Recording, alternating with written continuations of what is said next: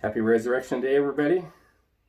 Hope you're all doing well on this very unusual Resurrection Day. Yes, the Lord is risen, and here we are isolated from one another. Yeah, that hasn't happened in a long time. Here we are, isolated. But I'm thankful for us being able to communicate through the internet, telephones, all that good stuff. But it's been a long time since the church hasn't gathered on this day.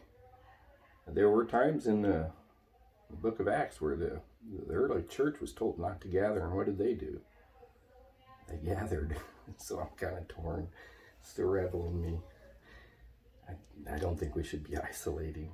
No. But anyways, it reminded me Peter was isolated too. The night of Jesus' trial, before the Sanhedrin and all the religious leaders, before they sent him to the Roman soldiers to execute judgment on him, it says Peter followed Jesus all the way to the high priest's house. And that then he denied Jesus 3 times. Then he went out and wept bitterly. Peter was torn up.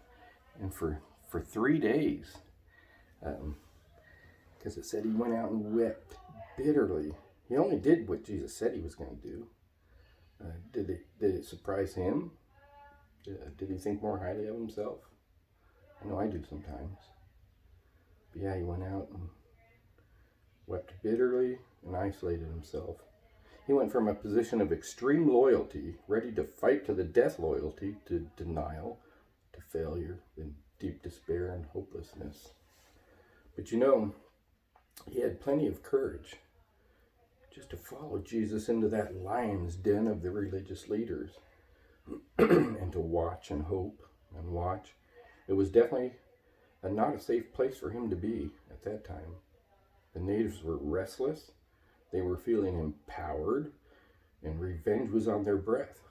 Besides, Peter had just tried to lop off the head of one of those guys when they arrested Jesus with his sword. It was the high priest's servant's head, no less. He was all in at that moment, ready to die with and for Jesus, with all his might, and without hesitating. He swung for the servant's head, and his sword bounced off that helmet and took his ear off. Yes, Peter was risking his whole life being there, watching them put Jesus on trial. His heart was no doubt with Jesus.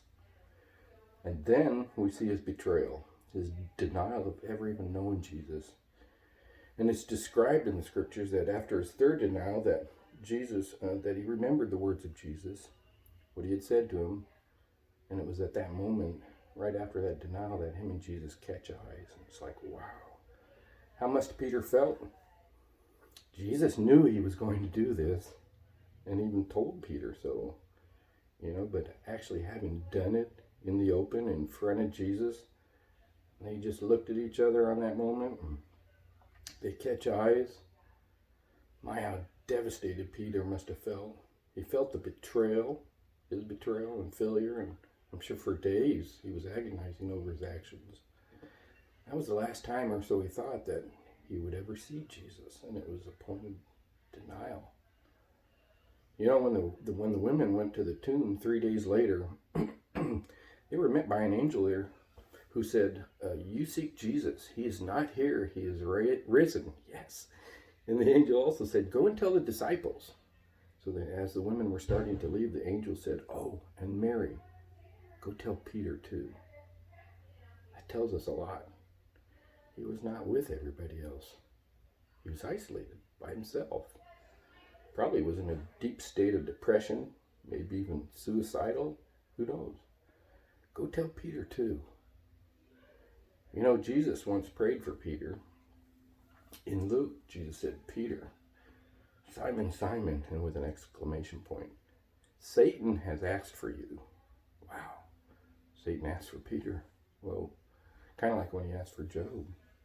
And he goes on, that he has asked for you that he may sift you as wheat.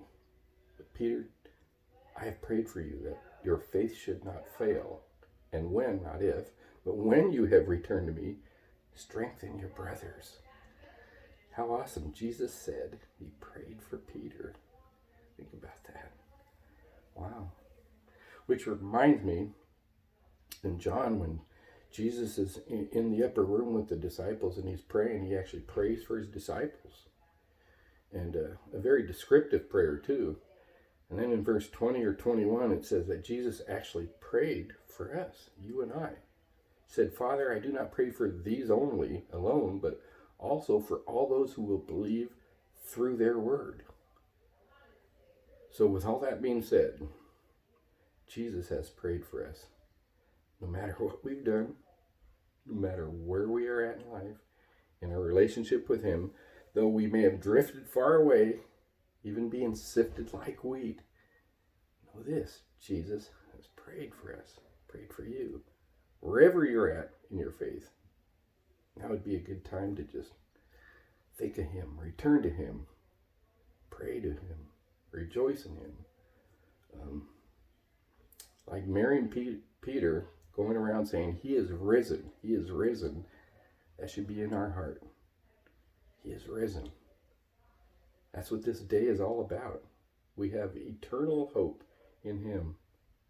You know, in one of the accounts it says when Peter and John, they ran to the tomb and Peter goes in first. John beat him there, but he waited and he let Peter go in first. And Peter went in there and he saw the linen cloth that wrapped around his body laying there where his body had lain.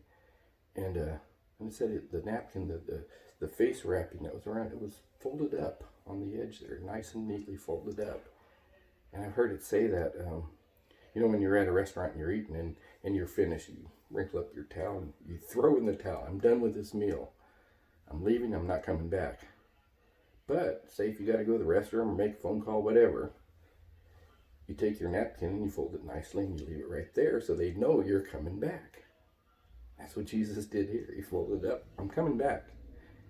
He's coming back soon. So on this resurrection day, that's what, and with the things happening all around the world, I know he's coming back soon. The King is coming. Yes, he is.